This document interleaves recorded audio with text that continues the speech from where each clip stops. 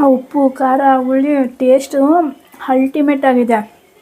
ಈ ಥರ ನೀವೇನಾದರೂ ಚಟ್ನಿ ಮಾಡ್ಕೊಂಡು ತಿಂದಿದ್ರೆ ಅಂದರೆ ನಿಮ್ಮ ಮನೇಲಿ 4 ಇಡ್ಲಿ ತಿನ್ನೋರು ಸಹ 6 ಇಡ್ಲಿ ತಿಂತಾರೆ. ಫಸ್ಟು ಕಡಲೆ ಬೀಜನ ಲೋ ಫ್ಲೇಮಲ್ಲಿ ಈ ರೀತಿ ಫ್ರೈ ಮಾಡಿ ಪಕ್ಕಕ್ಕೆ ಇಟ್ಕೋಬೇಕು.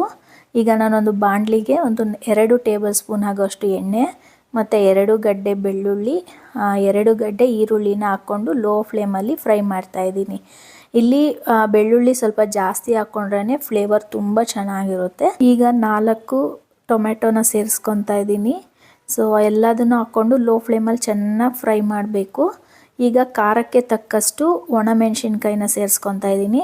ಇಲ್ಲಿ ಕಂಪಲ್ಸರಿ ನೀವು ಇದನ್ನೇ ಹಾಕಬೇಕು, ಗ್ರೀನ್ ಚಿಲ್ಲೀಸ್ ಎಲ್ಲ ಹಾಕೋ ಹಾಗಿಲ್ಲ. ಈ ಡ್ರೈ ಚಿಲ್ಲೀಸ್ ಹಾಕಿದ್ರೇ ಟೇಸ್ಟು.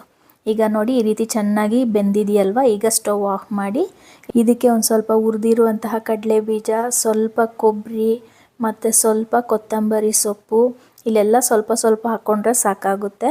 ಇನ್ನು ಹುಳಿಗೆ ಎಷ್ಟು ಬೇಕೋ ಅಷ್ಟು ಹುಣಸೆ ಹಣ್ಣು ಮತ್ತು ರುಚಿಗೆ ತಕ್ಕಷ್ಟು ಉಪ್ಪು ಇದನ್ನೆಲ್ಲ ಹಾಕಿ ಚೆನ್ನಾಗಿ ಕೂಲ್ ಆದಮೇಲೆ ಗ್ರೈಂಡ್ ಮಾಡ್ಕೋಬೇಕು. ಈಗ ಒಗ್ಗರಣೆಗೆ ಒಂದು ಪಾತ್ರೆಗೆ ಸ್ವಲ್ಪ ಎಣ್ಣೆ, ಸಾಸಿವೆ ಮತ್ತು ಕಡಲೆಬೇಳೆನ ಹಾಕ್ಕೊಂಡು ಚೆನ್ನಾಗಿ ಹುರ್ಕೊತಾ ಇದ್ದೀನಿ.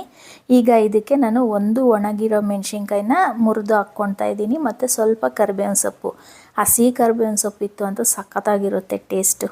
ಇನ್ನು ಚಟ್ನಿ ನೋಡಿ ಅದಕ್ಕೆ ನೀವು ರುಬ್ಕೊಂಡ್ರೆ ಸಾಕಾಗುತ್ತೆ.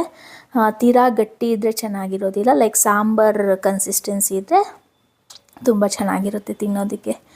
ಸೊ ಬಿಸಿ ಬಿಸಿ ಬಿಸಿ ಬಿಸಿ ಇಡ್ಲಿ ರೆಡಿ ಆಯಿತು. ನೀವು ನೋಡ್ತಾ ಇರಬಹುದು ಎಷ್ಟು ಸಾಫ್ಟಾಗಿದೆ ಅಂದರೆ ಇಡ್ಲಿ ಎಷ್ಟು ಸಾಫ್ಟಾಗಿರುತ್ತೋ ತಿನ್ನೋದಕ್ಕೆ ಅಷ್ಟು ಮಜಾ ಬರುತ್ತೆ ಅಲ್ವಾ. ನಾನೇನು ಅಷ್ಟೊಂದು ಇಡ್ಲಿ ಫ್ಯಾನ್ ಅಲ್ಲ. ನಿಮ್ಗೆ ಯಾರಿಗಾದ್ರೂ ಇಡ್ಲಿ ಫೇವ್ರೇಟ್ ಇದ್ದರೆ ಕಮೆಂಟ್ ಮಾಡಿ. ಬಿಸಿ ಬಿಸಿ ಇಡ್ಲಿ ಚಟ್ನಿ ರೆಡಿ. ಆ ಸಾಫ್ಟ್ನೆಸ್ ನೋಡಿ ಎಷ್ಟು ಚೆನ್ನಾಗಿ ಬಂದಿದೆ ಅಂತ ಇಡ್ಲಿ.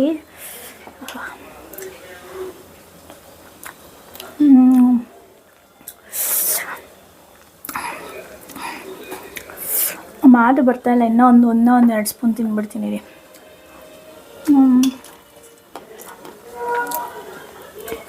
ಆ ಉಪ್ಪು ಖಾರ ಹುಳಿ ಟೇಸ್ಟು ಅಲ್ಟಿಮೇಟ್ ಆಗಿದೆ. ಅದೇನೋ ಗೊತ್ತಿಲ್ಲ ನನಗೆ, ಇಡ್ಲಿ ಸಾಂಬಾರ್ ಚಟ್ನಿ ಮತ್ತು ವಡೆ ಸಾಂಬಾರ್ ಇದನ್ನೆಲ್ಲನೂ ಸಹ ಸ್ಪೂನಲ್ಲಿ ತಿನ್ನೋದಕ್ಕೆ ಇಷ್ಟ ಆಗೋದು. ಕೈಯಲ್ಲಿ ನನಗೆ ಈ ಥರ ಡಿಪ್ ಮಾಡಿ ತಿನ್ನೋಕ್ಕೆ ನನಗೆ ಇಷ್ಟ ಆಗಲ್ಲ. ಸ್ಪೂನಲ್ಲಿ ಚೆನ್ನಾಗಿ ಚಟ್ನಿ ಹಾಕ್ಕೊಂಡು, ಚಟ್ನಿ ಜಾಸ್ತಿ ಇರಬೇಕು. ಹಿಂಗೆ ಬಾಯಿಗೆ ಇಕ್ತಾಯಿದ್ರೆ ಹಂಗೇ ಕರ್ಗೋಗ್ಬಿಡುತ್ತೆ, ಅಷ್ಟು ಯಮ್ಮಿ ಟೇಸ್ಟಿಯಾಗಿ ಮತ್ತು ಸಾಫ್ಟ್ ಇಡ್ಲಿ.